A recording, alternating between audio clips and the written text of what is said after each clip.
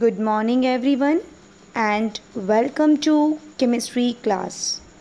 Today we are going to discuss the adsorption isotherm. Now let us discuss the adsorption isotherm. The variation of the amount of gas adsorbed by the adsorbent with the pressure at constant temperature can be expressed by means of a curve, and this curve is known as adsorption isotherm. Or we can say that in this a graph is plotted between the amount of gas adsorbed per gram of adsorbent and pressure at constant temperature. And this effect of pressure on the extent of adsorption was studied by Freundlich. That's why it is also known as Freundlich adsorption isotherm. And in this we plot a graph between the extent of adsorption and pressure, keeping the temperature constant. In this, x by m is the extent of adsorption, where x is the mass of gas adsorbed and m is the mass of adsorbent, and x by m is the extent of adsorption, or we can say that amount of gas adsorbed per gram of adsorbent. Okay, and we studied that with the increase of pressure, extent of adsorption increases. Okay, and if we plot the graph, then we obtain the graph like this.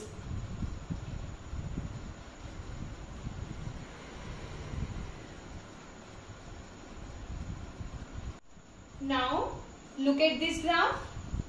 Initially, extent of adsorption increases with the increase of pressure, and it reaches to its maximum value, and after this point the extent of adsorption becomes constant. After this point, extent of adsorption becomes constant, or we can say that there is no effect of pressure on the extent of adsorption. And as you know that adsorption is a surface phenomena, and at this pressure surface gets saturated with the gaseous particles, or we can say that no more space left vacant. Therefore, further increase of pressure does not affect the extent of adsorption, and this state is called as saturated state, and pressure is called as saturation pressure.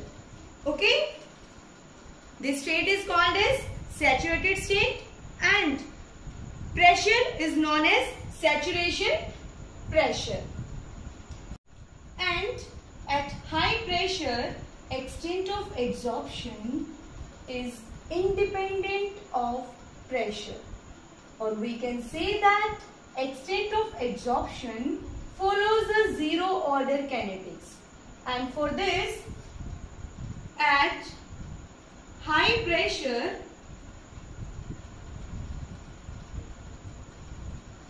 the equation can be written like this: x by m is directly proportional to p power 0, as it is independent of pressure.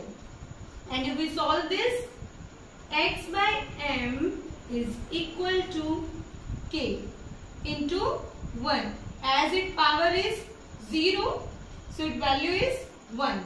Okay, so x by m is equal to constant. Okay? At high pressure, extent of adsorption becomes constant. And at low pressure, extent of adsorption is directly proportional to the pressure, as this graph is nearly straight line. As this graph is nearly straight line, so we can say that at low pressure, it follows the first order kinetics. As it is directly proportional to pressure, this graph is straight line. So at low pressure,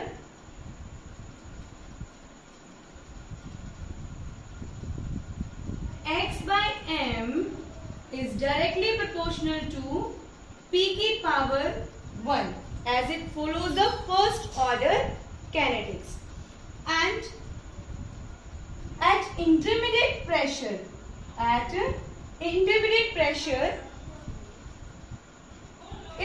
the graph is not straight line. The graph is not straight line, so its values lie between 1 to 0. 1 to 0. Okay? Its values lie between 1 to 0. Maybe 1 by 2, 1 by 3, 1 by 4. And at intermediate pressure,